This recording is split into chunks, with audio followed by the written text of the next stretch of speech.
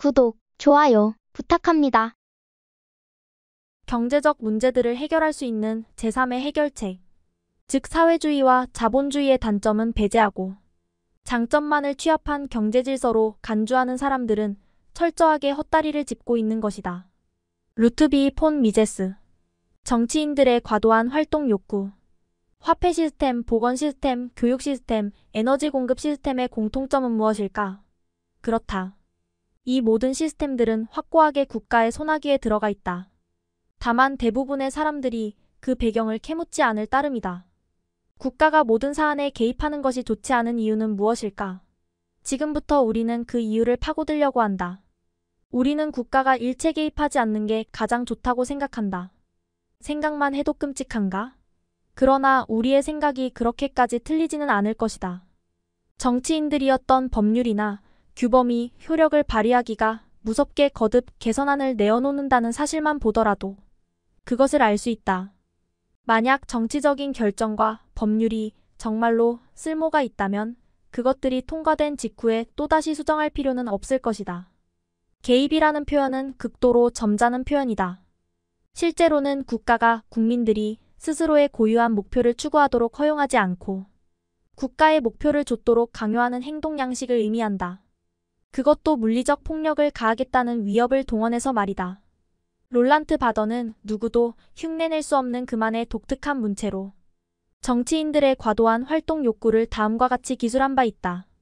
그 누구도 정치 활동을 이보다 더 적절하게 설명할 수는 없을 것이다.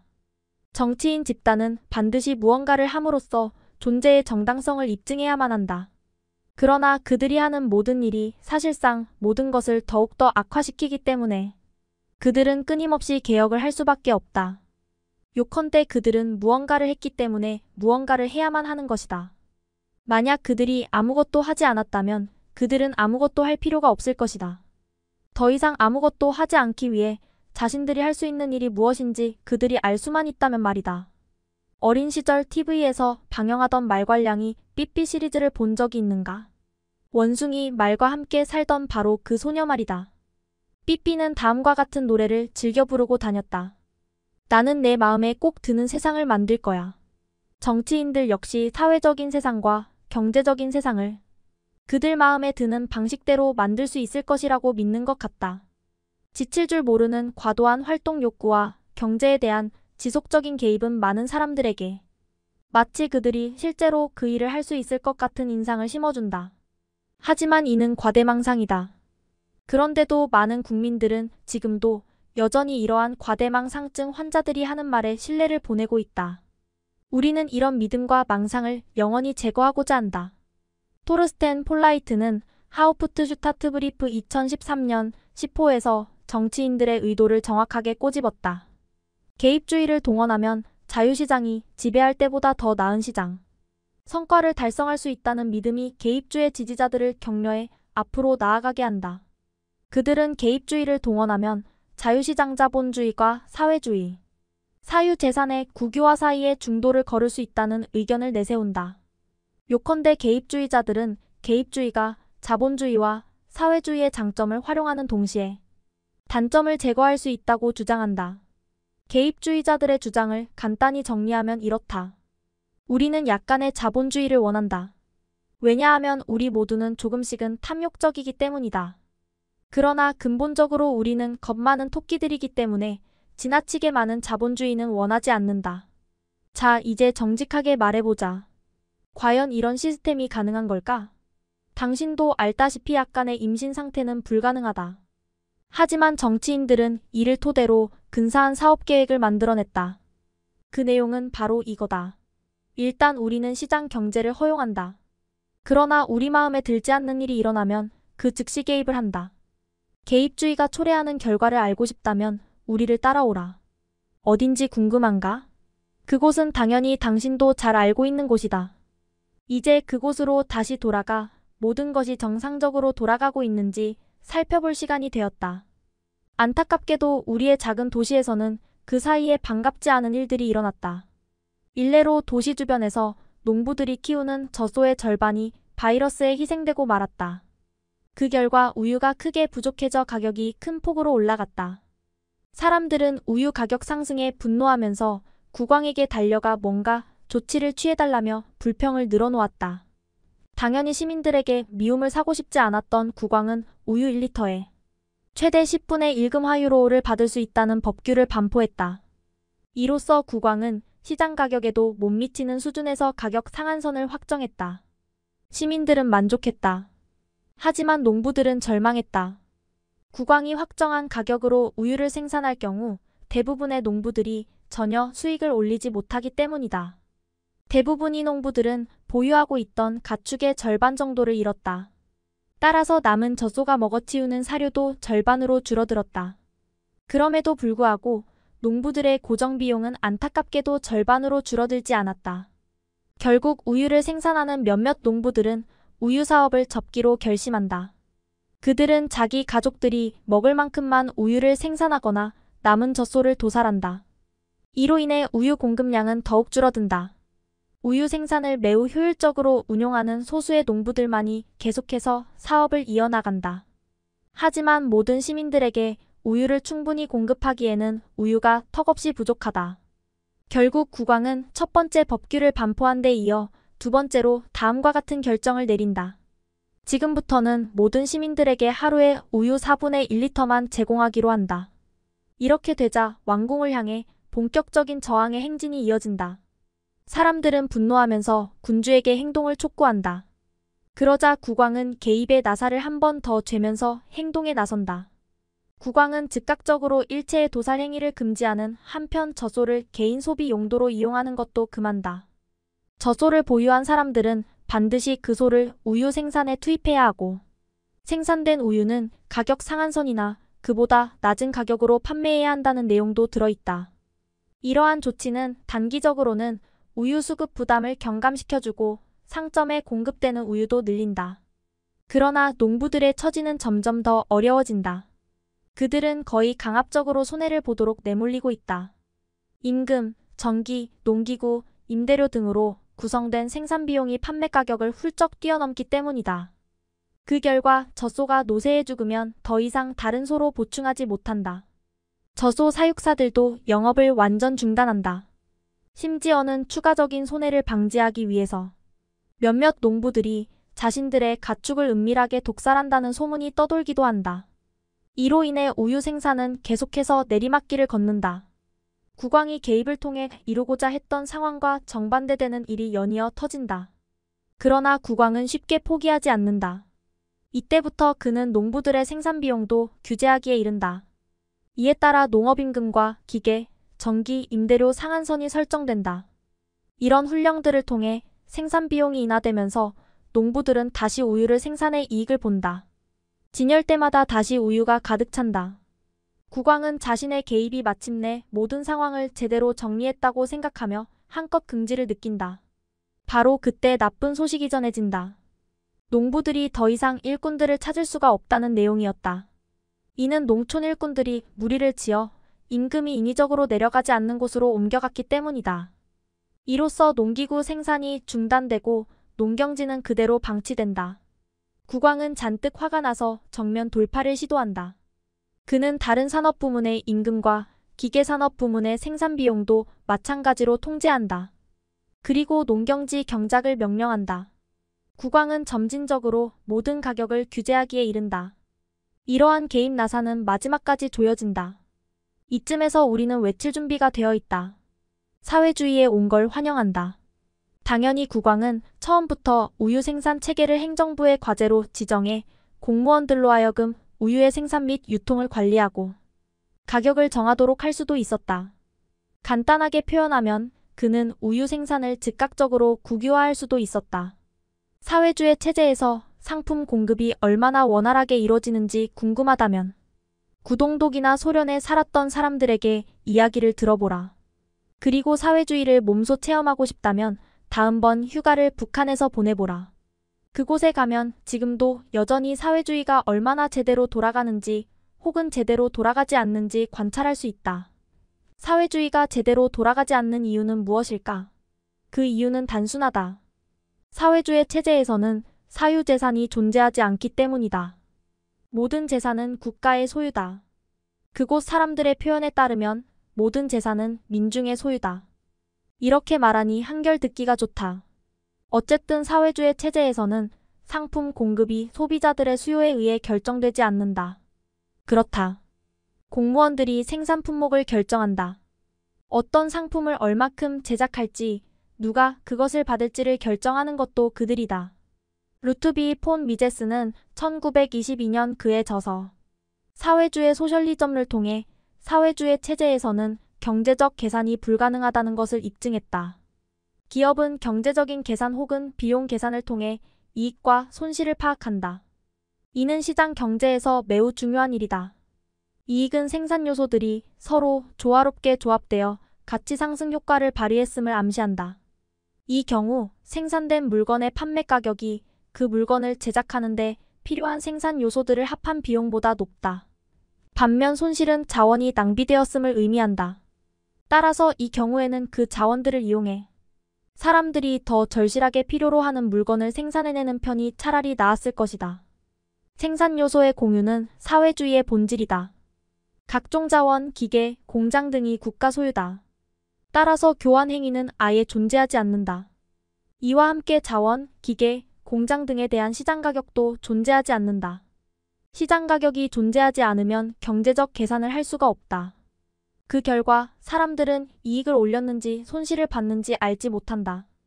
뿐만 아니라 가장 효과적이고 저렴한 생산 방식이 어떤 것인지 아예 계산조차 할 수 없다. 컴퓨터 칩에 들어가는 전도체로 어떤 것을 사용해야 할까? 철, 강철, 구리, 은, 금, 아니면 실리콘? 어떤 것을 사용해도 칩 속도는 동일하다. 사회주의 계획 이반자들은 캄캄한 어둠 속에 있는 것이나 마찬가지다. 시장 가격이 없는 상황에서는 자의적인 결정을 내릴 수밖에 없다. 시장 경제를 망가뜨리는 개입주의자들. 다시 우리의 작은 도시로 돌아가자.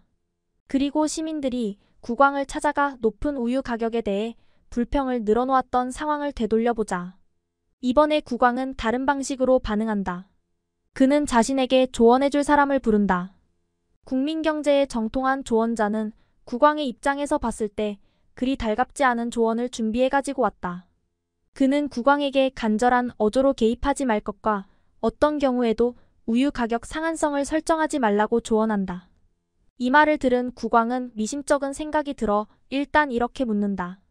내게 아무것도 하지 말라고 권하는 조언자가 무엇 때문에 필요하겠는가? 그러나 조언자는 국왕에게 자신의 생각을 끝까지 상세하게 설명한다. 결국 국왕은 그의 생각에 동의한다. 그리하여 이번에는 아무것도 하지 않는다. 사실 국왕은 아무것도 할 필요가 없다. 젖소가 죽는 바람에 우유 가격이 크게 올랐다면 그것은 지극히 정상적인 현상이다. 높은 우유 가격은 시장 참여자들에게 현재 우유가 매우 부족하다는 사실과 우유에 대한 수요가 매우 높다는 사실을 보여준다. 우유 농가의 수익은 상승한다. 시기심이 많은 사람들은 이를 보고 매우 배아파할 것이다. 그리고 농부들에게 우리는 당신들의 값비싼 우유를 구입해야만 하고 그 덕에 당신들은 지갑을 빵빵하게 채우고 있다. 라고 말할 것이다. 하지만 과연 이런 상황이 지속될까? 당연히 아니다. 그러면 어떤 상황이 벌어질까? 우유를 생산하는 몇몇 농부들은 더 많은 돈을 벌고 싶은 생각에 젖소를 추가로 구입한다. 과거에 우유 생산에 전혀 관여하지 않았던 다른 농부들도 우유 가격이 비싸다는 사실을 알고 돈을 벌 수 있는 좋은 기회로 생각한다. 그리하여 그들도 젖소를 사들여 우유 생산에 뛰어든다. 밀려드는 주문을 더 이상 감당하지 못하게 된 젖소 사육사들은 새롭고 보다 효율적인 사육 방법을 고안해낸다. 수익이 적어 도살될 예정이었던 젖소들은 신속하게 우유 생산 용도로 기능이 변화된다. 높은 수익에 자극을 받은 상상력 풍부한 발명가들은 젖을 짤 때 발생하는 우유 손실을 줄여주는 새로운 종류의 펌프를 발명하는 데 성공한다. 소비자들 또한 이런 상황에 직면해 너나 할 것 없이 어떻게 하면 우유 부족 상황을 극복할 수 있을지 고민한다. 그들은 우유 소비를 줄이고 대체품을 물색한다. 그 결과 이웃집 고양이들도 가격이 오른 우유 대신 물 아니면 기껏해야 염소젖을 얻어먹는다. 이 과정이 어떻게 끝날지 당신도 분명히 짐작할 수 있을 것이다. 농부들의 우사에 젖소들이 많아지고 추가 생산자들이 시장으로 몰려들면 우유 생산량은 다시 늘어나게 된다. 동시에 우유 소비를 줄이고 대체품을 이용하는 소비자들 때문에 우유 가격도 떨어진다. 당신도 생생히 지켜봤다. 자유시장에서는 사람들이 그 누구의 도움도 받지 않고 자체적으로 문제를 해결한다. 기업가 정신과 창의력을 발휘해서 말이다. 강요, 경찰, 군대, 법정, 감옥 따위는 전혀 필요하지 않다. 국가의 간섭이 결코 필요하지 않은 것이다. 처음에 시도되었던 국왕의 간섭은 우리가 본 바와 같이 오히려 역효과를 냈다. 자유시장에 형성된 경쟁체제 속에서 기업가들은 자금과 자원을 가장 시급하게 요구되는 곳으로 투입하려고 경쟁을 벌인다. 기업가들의 판단이 옳을 경우 수익을 올린다. 반면 잘못된 판단을 내리면 어마어마한 손실을 볼 수도 있다. 손실이 나면 자금과 자원이 낭비된다. 이러한 실수는 궁극적으로 기업가들에게만 손해를 끼치는 것이 아니라 사회 전체를 가난하게 만들고 우리 모두에게 손해를 안겨준다. 따라서 정치인들과 도덕의 사도들이 이따금씩 언론 매체에 등장해 손실을 봤다는 이유가 아닌 지나치게 높은 수익을 올렸다는 이유로 기업가들을 비판하는 것은 참으로 부조리한 일이다. 소비자 입장에서 보면 그 반대가 되어야 마땅하다. 자유시장에서는 수익이 높을수록 좋다. 부족한 자원이 사람들의 욕구를 충족시키는데 그만큼 효율적으로 투입되었다고 할 수 있기 때문이다. 우리가 중요하게 생각하는 것도 바로 이 부분이다. 시장 경제에서 기업가들은 조타수, 즉 명령을 전달받는 부하에 불과하다. 조타수는 선장이 내릴 명령을 미리 예상하면서 집중한다. 선장은 바로 소비자들이다. 소비자는 시장에서 상품을 구입하거나 더 이상 구입하지 않음으로써 무엇을 어떤 방식으로 생산해야 할지를 결정해주는 장본인들이다. 독일만 해도 매일 수백만에 이르는 시장 참여자들이 국민 경제와 관련된 무수한 결정들을 내린다. 독일은 그야말로 사방에서 문매를 맞고 있는 시장이다. 그런데 정치인들이 각종 개입 수단을 동원해 이 시장을 통제하려고 한다. 이런 행위는 프리드리 하이에크가 언젠가 지적한 대로 지식의 월권과 다름없다. 심지어 우리는 이러한 월권을 과대망상으로 명명한다. 정부나 관청이 시장에 개입하면 단기적으로는 골치 아픈 문제점이 해결될지도 모른다. 그러나 그 대신 우유의 사례에서 살펴본 것처럼 또 다른 문제가 생겨난다. 우리의 작은 도시에서는 가격 상한선 때문에 몇몇 생산자들이 하차하면서 우유 공급이 더 부족해지고 말았다. 그러한 결과는 국왕이 의도한 바가 아니다. 개입은 불가피하게 또 다른 개입을 부른다. 그리고 마지막에는 모든 것이 통제 대상이 되어버린다. 시장 경제는 이를 통해 점점 더 강도 높은 억압을 받게 되고 마침내 자생력까지 빼앗기게 된다. 로마 제국이 멸망한 원인은 무엇일까? 아마도 당신은 학교에서 로마가 점점 더 퇴폐적으로 변해가면서 야만인들에게 정복당했다는 설명을 들었을 것이다. 그러나 루트비 폰 미제스가 그의 저서 국민경제인간의 행동 및 경제활동 이론에서 분명하게 보여주고 있는 것처럼 그것은 로마 멸망의 진짜 원인이 아니다. 진짜 원인은 정부의 개입이다. 좀 더 정확하게 말하면 복지국가가 개입의 악순환에 처음으로 시동을 걸었다. 그리고 나쁜 화폐 또한 명예롭지 못한 역할을 수행했다. 당신은 한 번도 들어본 적이 없는 이야기인가? 하지만 사실이다. 야만인들은 로마가 멸망하기 수백 년 전부터 로마 국경지대를 공격해왔다. 강력하고 원기왕성한 로마 제국은 그들을 가볍게 격퇴했다. 적어도 복지국가가 로마 사회를 파괴하기 전까지는 그랬다. 세월이 흐른 후 야만인들이 점령한 것은 그저 폐허에 불과했다. 로마 제국의 불행은 황제들이 추진한 빵과 서커스 전략과 함께 시작되었다. 그들은 빵과 놀이를 통해 통치권의 기반이 되는 대중들의 사랑을 얻으려고 시도했다. 그들은 검투사들을 이용해 전투 경기를 개최했고 곡물 거래를 국유화했다. 이것이 바로 안노나 식량분 배제도다. 황제들은 막대한 보조금을 투입해 아주 낮은 가격으로 혹은 아예 무상으로 로마의 곡물을 유통시켰다. 국가가 대주는 돈으로 먹고 사는 사람들은 점점 더 늘어났다. 무산자, 프롤레타리아트라는 말도 여기에서 유래했다. 바로 그들이었다. 그들은 안노나에 의존했다. 요즘 말로 하면 사회보장제도로 먹고 살았다. 또한 황제들은 대중들을 평정할 목적으로 검투사들의 전투 경기를 개최했다. 한마디로 말하면 황제들이 복지국가를 건설한 것이다. 그러나 여기에는 막대한 비용이 들어갔고 시간이 지날수록 그 비용은 점차 증가했다. 그렇다면 황제들은 그 비용을 어떻게 충당했을까? 곡물과 세금을 큰 폭으로 올리지 않고도 그 돈을 마련하는 것이 가능했을까? 이때 황제들은 천재적인 아이디어를 떠올렸다. 무엇인지 짐작이 가는가? 그렇다. 바로 그거다. 그들은 화폐 제도를 조작했다.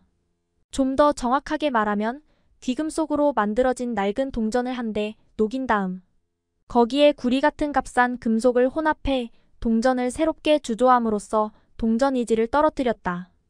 그들은 이런 식으로 동전의 수를 늘려 지출을 감당했다. 그 결과 앞에서 이미 언급한 바 있는 일이 일어났다. 재분배가 이뤄진 것이다. 새로운 가치가 떨어진 돈의 첫 번째 수혜자인 국가가 마지막으로 그 돈을 손에 넣은 사람들을 희생시켜 이익을 얻었다. 이러한 인플레이션 정책의 결과로 물가가 오르자 프롤레타리아들이 동요하기 시작했다. 이에 황제들은 대응책으로 식료품의 가격 상한선을 설정했다. 그러고 나서 개입의 나사를 사정없이 조였다. 가격 상한선 설정으로 인해 많은 농부들이 농작물을 생산해봐야 더 이상 수익을 올릴 수 없는 처지로 내몰렸다. 과거의 시장과 특히 도시 시민들을 위해서 농작물을 생산했던 농부들도 상거래 활동을 중단했다. 일부 농부들은 농작물 생산을 자신이 소비할 용도로만 국한했고 또 다른 농부들은 로마로 이주했다. 로마에 가면 무료로 곡식을 얻을 수 있는데 손해를 보면서 농작물을 생산할 사람이 누가 있겠는가? 프롤레타리아와 더불어 로마의 규모는 점점 더 커졌고 복지국가 비용도 기하급수적으로 늘어났다. 과거에 광범위하게 형성되어 있었던 분업체계, 즉 지중해, 지역 전체에 걸쳐 이뤄졌던 농촌 인구와 도시, 시민들 간의 활발한 교역 활동도 붕괴되었다. 그 대신 고데기 짝이 없는 자급자족이 대세로 자리를 잡았다. 복지국가, 인플레이션, 개입주의는 로마의 시장 경제를 박살내버렸다. 머지않아 군대를 유지할 자금까지 부족해졌다. 이 틈을 타 야만인들이 침입해 한때 번영을 구가했던 제국의 잔재를 점령했다. 로마 제국은 기원 후 5세기에 최종적으로 멸망했다. 이후 분업과 시장 경제를 대신해 봉건제가 성립되었고 이와 함께 길고 고통스러운 경제 쇠퇴기가 시작되었다. 문명이 계속해서 앞으로 나아가고 생활 수준이 지속적으로 개선되는 것은 결코 자연의 법칙이 아니다. 이는 완전히 잘못된 생각이다. 사유재산, 개인의 자유, 좋은 화폐 등과 같은 올바른 기본 조건들이 갖춰져 있지 않으면 문명과 생활 수준은 내리막길을 걸을 수도 있다. 피터 태민은 그에 져서 로마 시장 경제에서 로마 제국의 쇠퇴와 더불어 1인당 평균 수입이 큰 폭으로 떨어졌다고 평가한다. 그것도 오랜 기간 동안 지속적으로 떨어졌다. 태민에 따르면 1700년경 근대가 시작될 무렵에 와서야 비로소 고대 로마 제국의 생활 수준을 되찾았다고 한다. 사람들은 무려 1000년이 넘는 시간 동안 고대 로마인들보다 가난한 삶을 살았던 것이다. 인플레이션과 개입주의를 통해 자금을 충당했던 복지국가 덕분에 말이다. 여기서 잠깐 생각해보자. 만약 1000년에 걸친 휴지기가 없었다면 오늘날의 우리는 어디쯤 가 있을까? 고대인들이 계속해서 발전해 나갔다면 우리 삶은 어떻게 되었을까? 18세기 초에 일어난 산업혁명에서부터 최초의 달 비행까지는 약 200년의 세월이 걸렸다. 공평하고 객관적으로 생각해보라. 개입주의로 인해 유발된 문명 단절이 없었다면, 그래서 1000년이 넘는 시간을 잃어버리지만 않았다면 아마도 우리는 기원 후 700년에 혹은 1000년에 이미 달에서 살고 있었을지도 모른다. 그리고 이후에는 공상과학 소설에나 나올 법한 상황 속에서 살게 되었을지도 모른다. 하지만 지금은 한낱 꿈에 불과하다. 우리에게는 현 상황을 비교해 볼 수 있는 구체적이고 명확한 대상이 없다. 우리는 그저 세계 각국이 근본이제를 파괴하지 않았다면, 그리고 근본이제를 지폐체제로 대체하지만 않았다면 오늘날 우리의 문명이 얼마나 찬란하고 역동적이며 부유할지 그저 짐작만 할 수 있을 뿐이다. 또한 오늘날과 같은 각종 규제와 세금이라는 두꺼운 그물이 없다면 우리의 문명이 얼마나 생기 있게 약동할지 그저 상상만 할 수 있을 뿐이다. 안타깝게도 그 어디에도 비교 대상이 존재하지 않기 때문이다. 구동독 사람들은 어쩌면 비교가 가능했을지도 모르겠다. 그들은 장벽 저 너머를 바라보면서 과잉을 목격했다. 그리고 비교를 하며 경악했고 분노했다. 그들은 곧 시스템에 저항했고 장벽이 무너졌다. 오늘날에는 저항하는 사람들을 거의 찾아볼 수 없다. 오늘날에는 우리가 들여다보고 비교해볼 수 있는 평행 사회가 존재하지 않기 때문이다. 다시 말하면 화폐와 복지국가, 그리고 각종 규제 없이도 우리가 얼마나 편안하게 살아갈 수 있는지를 보여주는 사회가 존재하지 않기 때문이다.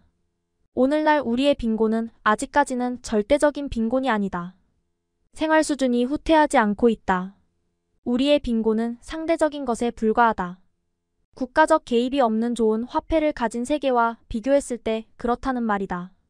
만약 이런 허구적인 세계와의 비교, 구동독 시민들의 눈앞에 직접 펼쳐졌던 것과 같은 비교가 가능하다면 사람들은 당장 장벽을 넘어 유럽중앙은행으로 몰려가는 한편 연방의회를 부숴버릴 것이다. 비록 아직까지는 생활 수준이 절대적으로 떨어지지 않았지만 오늘날의 상황과 로마 제국 멸망 사이에 존재하는 유사점은 놀랍고도 위협적인 수준이다. 빵과 놀이 예컨대 선거 캠페인에 들어가는 비용은 지금도 마찬가지로 어마어마해서 더 이상은 그 비용을 충당하기가 불가능할 정도다. 나쁜 화폐와 인플레이션은 우리의 생활 기반을 서서히 파괴하고 있다. 개입주의도 또다시 사방으로 퍼져나가고 있다. 오늘날 국가와 정부가 개입하지 않는 사안은 거의 없을 정도다. 각종 개입과 규정, 법률, 규범 등으로 인해 사람들은 규제가 존재하지 않는 상황에서 했을 법한 행동들을 전혀 하지 않는다. 이런 일은 갈수록 점점 더 빈번해지고 있다. 예를 들어 어떤 기업가가 투자 계획을 수립했다고 가정해보자.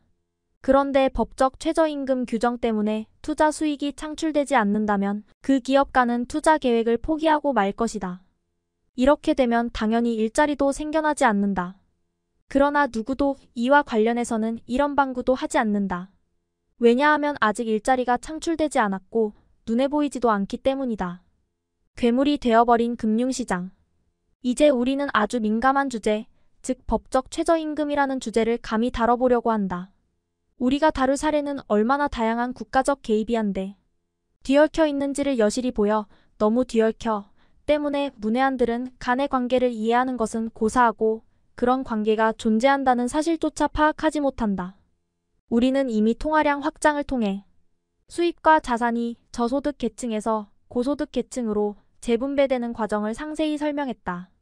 통화량 확장과 인위적인 금리 인하는 화폐제도에 대한 개입이자 간섭이다. 화폐제도의 국유화 자체가 이미 간섭임을 의미한다.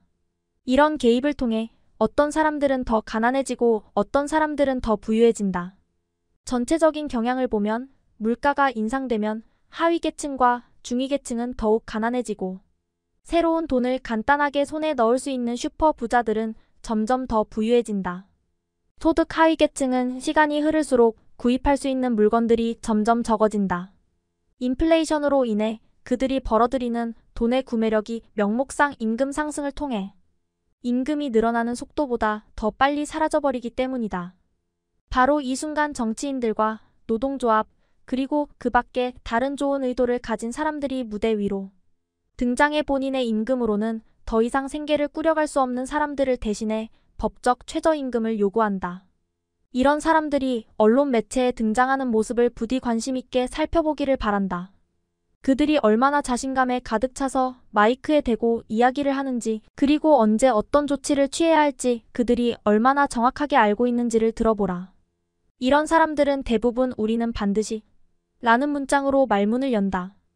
반드시라는 말 자체는 전적으로 무해한 느낌을 준다. 하지만 그들이 사용하는 반드시라는 말에는 문제를 해결하기 위해서는 국가의 강요, 즉 물리적인 폭력이나 위협이 동원되어야 한다는 의미가 포함되어 있다. 또한 명령을 따르지 않을 경우 경찰을 투입하고 감옥에 감금하겠다는 의미도 포함되어 있다. 이들이 단 한 번이라도 자발적인 합의와 계약에 의거한 협력을 시도하지 않는 이유는 무엇인가? 왜 늘 강요만 하는 것일까? 전문가로 소개된 사람들 중에서 인플레이션이라는 개입이 자신들이 퇴치하고자 하는 악의 유발인자라는 것을 알고 있는 사람이 단 한 사람도 없다는 것이 말이 되는가? 이 자리에서 우리는 분명하게 묻고 싶다. 그것이 정말로 가능한 일인가? 무에서 돈을 창조하는 행위, 혹은 인위적으로 끌어내린 금리 같은 주제들이 문제의 원인을 모색하는 모든 토론에서 완벽하게 배제된다는 사실을 알게 되면 당신도 틀림없이 미심쩍은 생각이 들 것이다. 어쨌든 모든 전문가들은 다음과 같은 사실에 동의한다.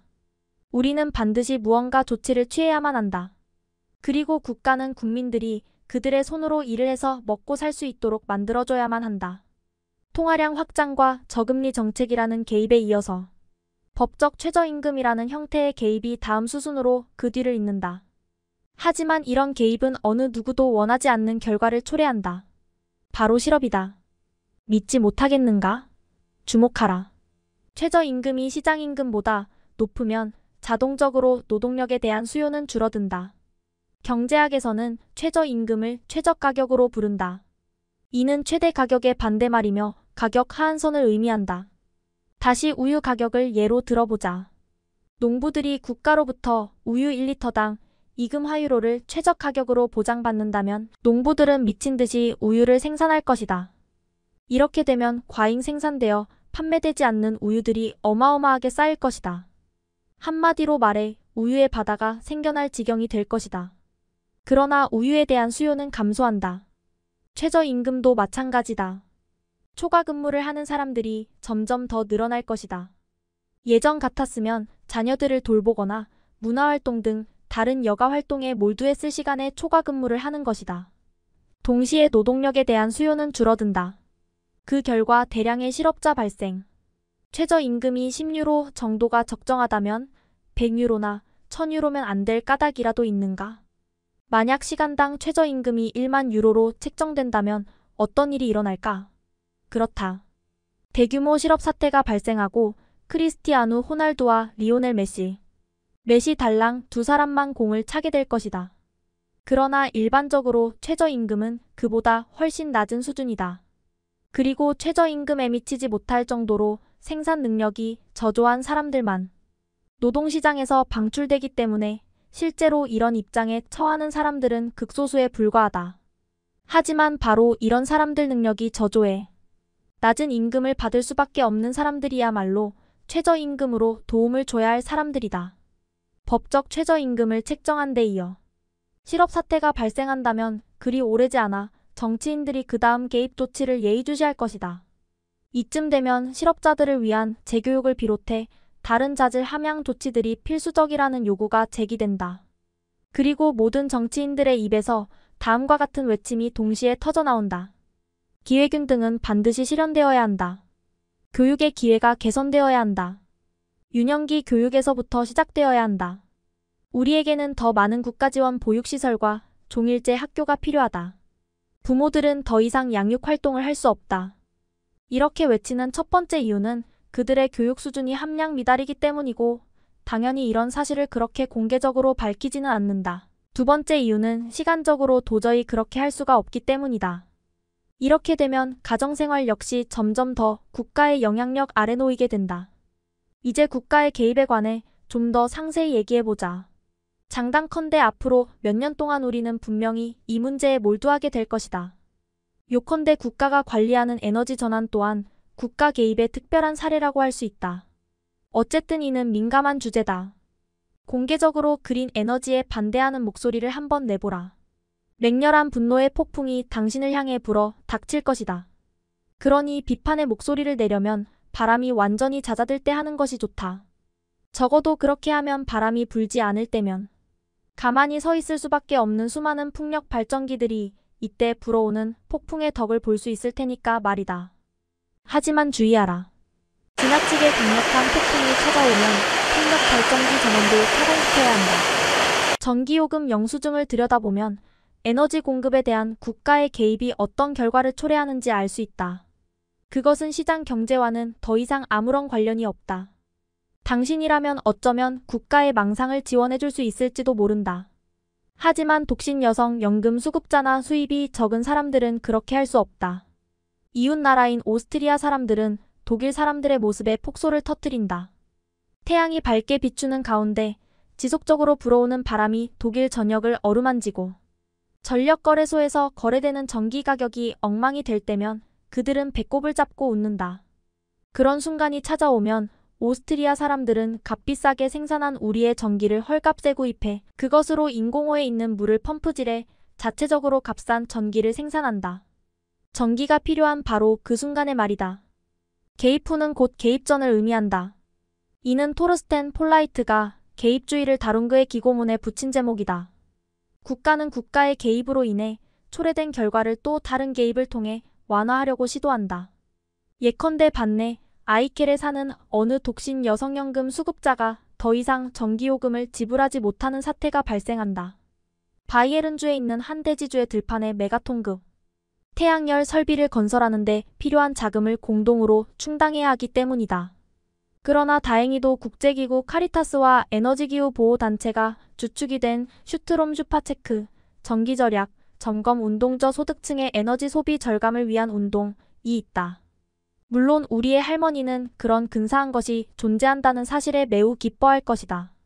만약 이런 기구와 단체가 없었다면 그녀는 어둠 속에 우두커니 앉아 있어야만 할 것이다. 그런데 문제는 이 운동이 독일 환경부의 지원을 받는다는 사실이다. 전기절약 시민운동단체 인터넷 사이트를 방문하면 이 밖에 또 어떤 것이 향후 독일 사람들을 위협하게 될지 알아낼 수 있다.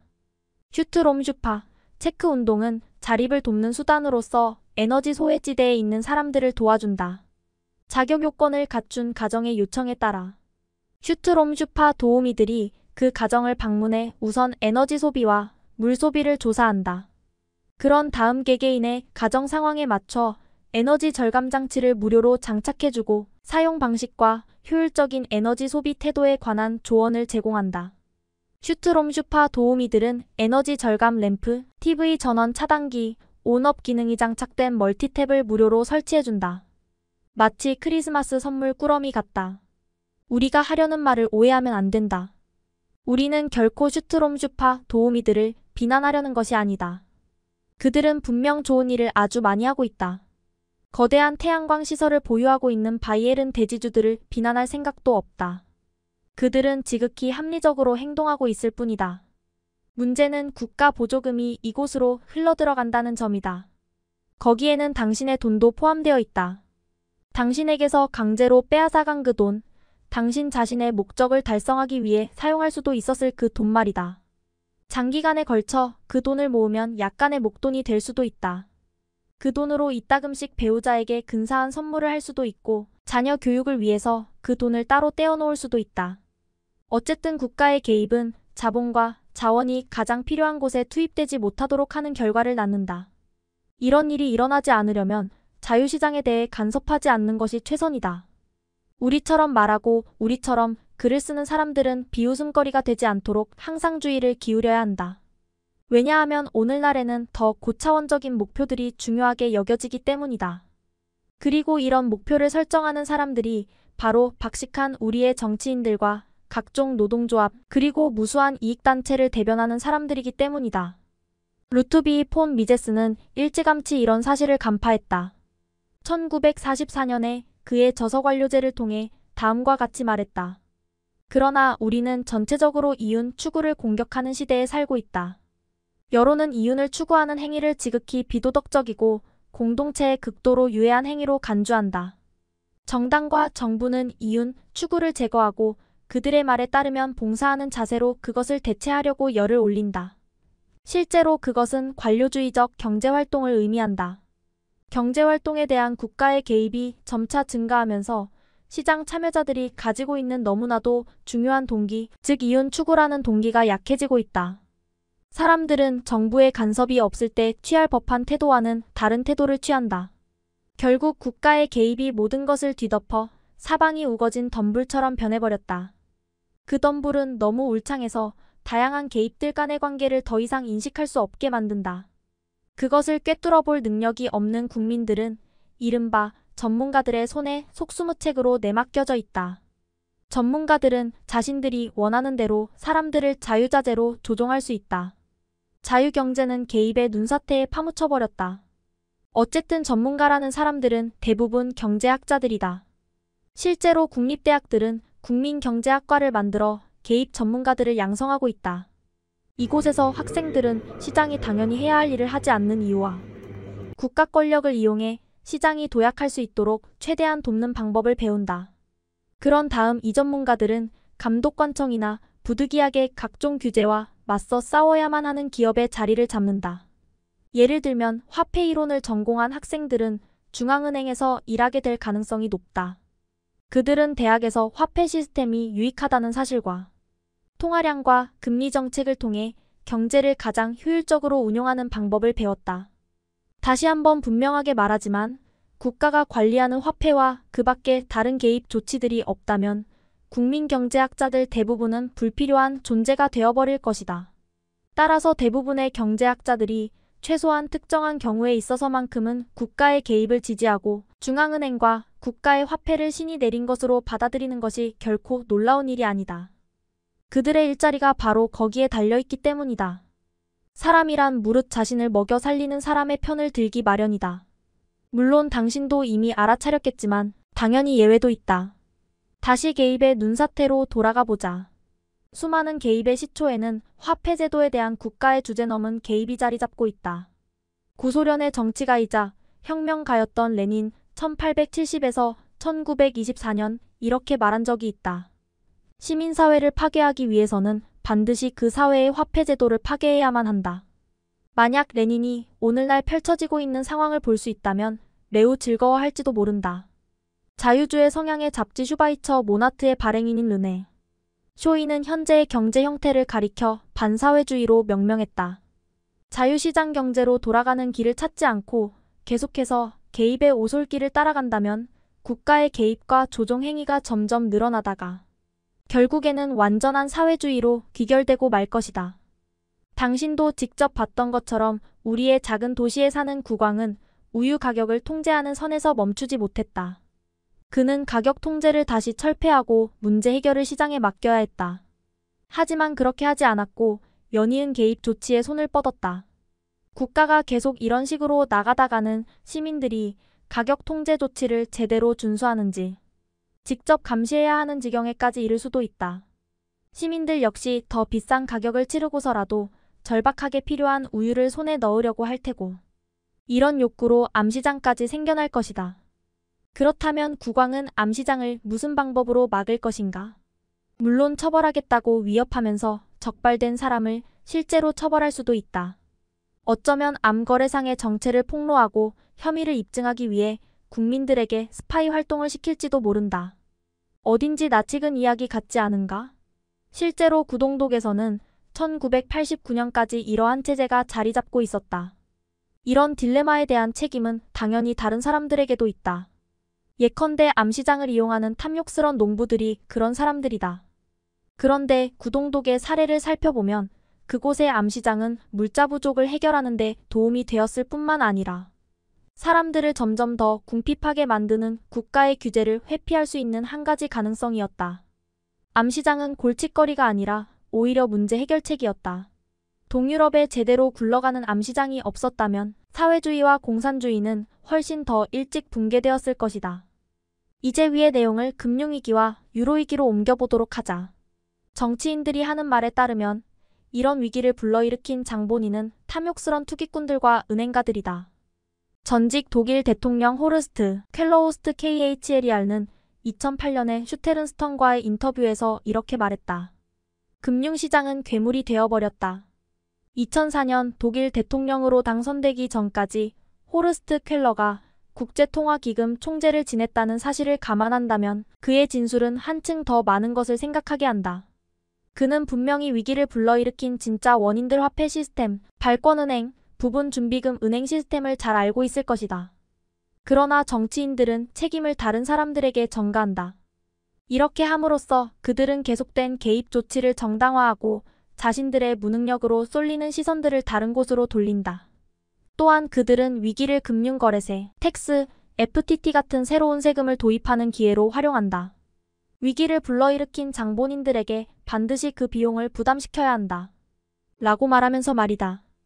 이를 위해서 정치인들은 매우 냉혹한 태도로 사람들의 시기심을 이용하면서 그들의 분노와 노여움을 의도적으로 기업가들과 부자들에게로 몰아간다.